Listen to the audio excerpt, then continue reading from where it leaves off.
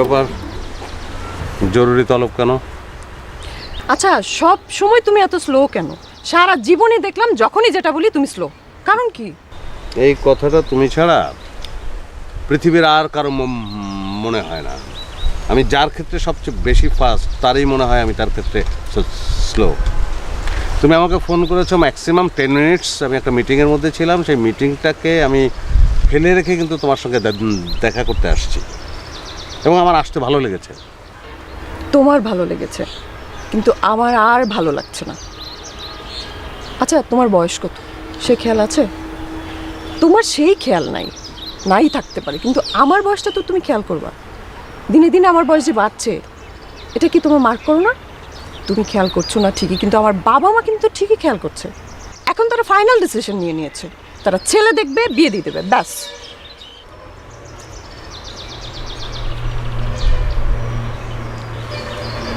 এখানে আমার দোষটা কোথায় তুমি বলো?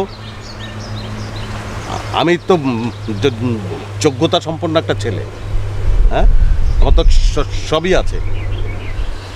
আমি পড়াশোনা কমপ্লিট করেছি, আমার রেজাল্টও ভালো। এখন চাকরি, বাংলাদেশে চাকরির বাজারে চাকরি পাওয়া তো শুধু কোয়ালিটির উপর ডিপেন্ড করে না। আমি পাচ্ছি না চাকরি, তার মানে কোনোদিন পাবো না তা তো না। এই একটা জায়গায় তো আমার ল্যাকিং, তাই না? ল্যাকিং না? তুমি যে একজন স্ট্যামার, এটা তো অনেক মানুষের কাছে একটা ল্যাকিং। আমি এটা কাউন্ট করি না, এটা আমার মাথায় আসে না কখনো। তুমি একজন ব্যক্তি মানুষ, সেই মানুষটাকে আমি ভালোবেসেছি, তাকে পছন্দ করেছি, সেই মানুষটা অনেক ভালো। কিন্তু সবাই তো সেটা দেখবে না। তোমাকে আমি এই মানুষটাকে দেখেই ভালোবেসেছি, কিন্তু এরকম ভালোবেসে যে আমি ঠকবো, এটা তো আমি বুঝিনি। এই কথা তুমি বলতে পারো না। আমি তোমাকে কখনোই ঠকাই নাই। কীভাবে ঠকাইছি তোমাকে আমি? তুমি এই কথাটা কীভাবে বলতে পারলে? আর তুমি বললে যে আমার যে স্ট্যামার আমি, সেটা আমার মানুষের কাছে ল্যাকিং, তোমার কাছে ল্যাকিং না। আসলে তুমি এই কথাটা বলে তুমি বুঝিয়েছো যে তুমি উদার। আমি আমি আমি একজন যোগ্যতা সম্পন্ন ছেলে।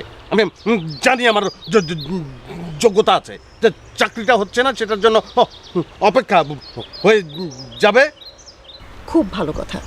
তুমি এতক্ষণ যা যা বললে, এই সব কথাগুলো তুমি আমার বাবার সামনে যে বলো, পারবা?